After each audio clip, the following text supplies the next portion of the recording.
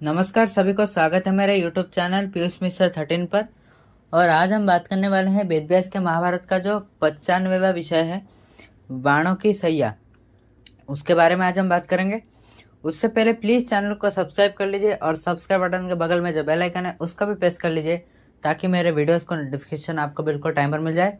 Video अच्छा लगे तो लाइक कीजिए और शेयर भी कीजिए आपके फ्रेंड्स और फैमिली के साथ ताकि हमारा चैनल ग्रो कर सके। तो चलिए आज के वीडियो की शुरुआत करते हैं, पर उससे पहले हम जान लेते हैं कि हमने पिछले वीडियो में क्या जाना था।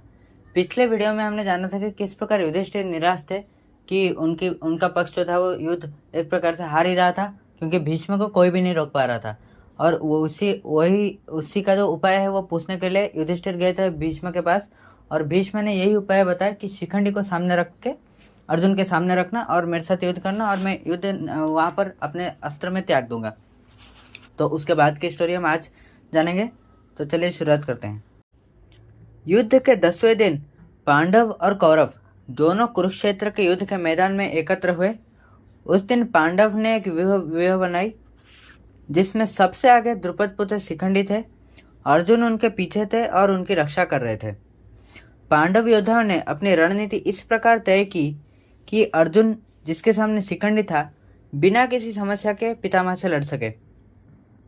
उस दिन भीष्म कौरव सेना में सबसे आगे थे और द्रोण, कृपाचार्य, अश्वत्थामा, दुर्योधन, दुशासन, सोमदत्त, जयद्रथ आदि उनकी रक्षा के लिए सुसज्जित थे। तुरंत ही धृष्टद्युम्न ने द्रोण पर, सात्यकी ने अश्वत्थामा पर, अभिमन्यु ने दुर्योधन पर, विराट ने जयद्रथ पर और भीम ने सेना पर आक्रमण किया।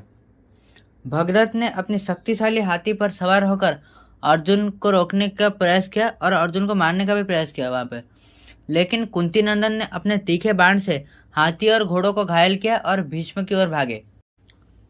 और वहाँ पर अर्जुन ने कहा, शिखंडी तुम्हारा समय आ गया है, जल्दी से पितामह पर आक्रमण करो। यह कहकर अर्जुन भगदत्त को छोड़कर शिखंडी के पीछे बने रहे।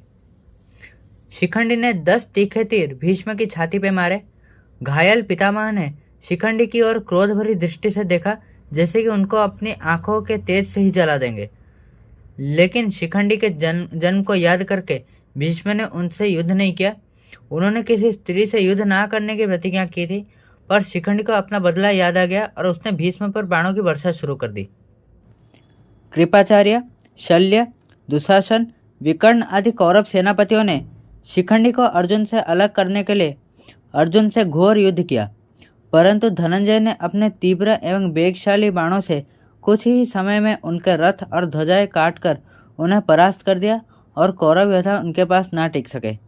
इस प्रकार अर्जुन से रक्षित होकर शिखंडी ने पितामह पर बाण चलाना शुरू कर दिया, परंतु भीष्म जैसे वीर योद्धा पर शिखंडी के बाणों का कोई भी असर नहीं हुआ। यह स्थिति देखकर अर्जुन ने भीष्म पर आक्रमण शुरू कर दिया और भीष्म के एक धनुष को मार कर तोड़ दिया। भीष्म ने जब दूसरा धनुष उठाया उसको भी अर्जुन ने अपने बाणों से मारकर तोड़ दिया और इसी प्रकार लगातार 2 बार भीष्म के धनुष टूट गए। भीष्म ने कहा, दुशासन, जो बाण मेरे हृदय को छेद रहे हैं वो शिखंडी के नहीं अर्जुन के बाण हैं। ये वज्र के समान बाण शिखंडी के धनुष से कभी नहीं छूट सकते थे।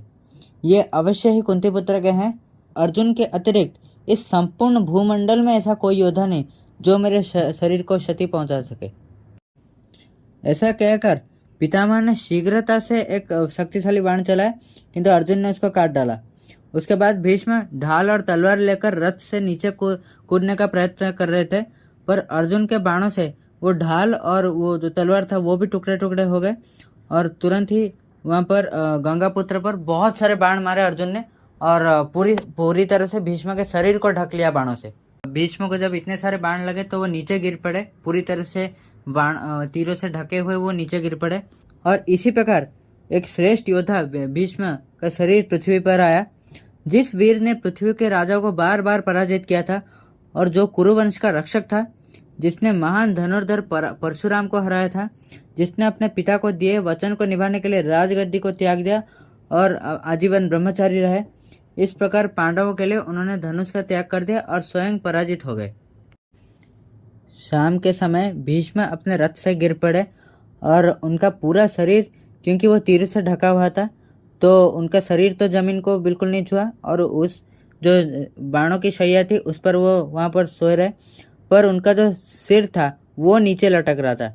इसलिए जो भी आसपास जितने बहुत सारे योद्धा थे उनको भीष्म ने कहा कि मेरे सिर के लिए कुछ उपयुक्त कोई आसन लाओ, कि जैसे कि मैं रेस्ट दे सकता हूँ अपने सिर को। दुर्योधन चले गए और बहुत सारे मुलायम तकिए, एक दो मुलायम तकिए ले आए भीष्म के लिए।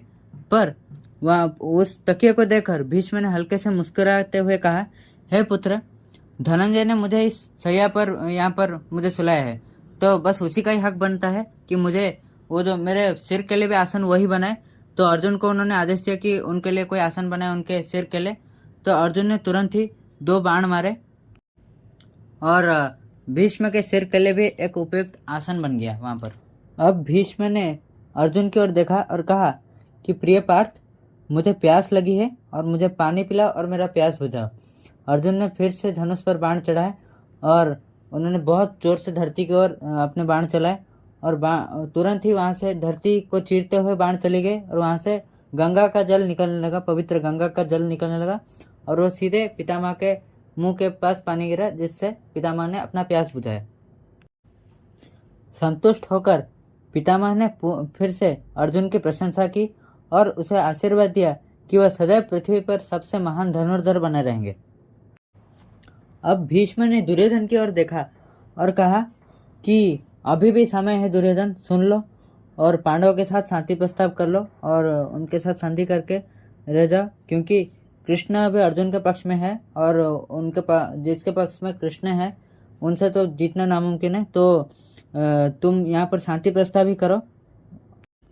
पर हम तो पहले से जानते हैं कि दुर्योधन कहाँ सुनने वाले थे ये शांति प्रस्ताव के बारे में।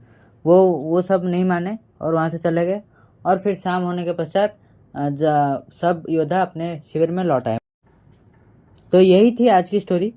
आशा करता हूँ आपको वीडियो अच्छा लगा और वीडियो का आखिरी तक देखने के लिए बहुत बहुत धन्यवाद और मिलते हैं नेक्स्ट एपिसोड में। और प्लीज़ कमेंट्स में बताइएगा आपको वीडियो में क्या अच्छा लगा और क्या मैं इम्प्रूव कर सकता हूँ।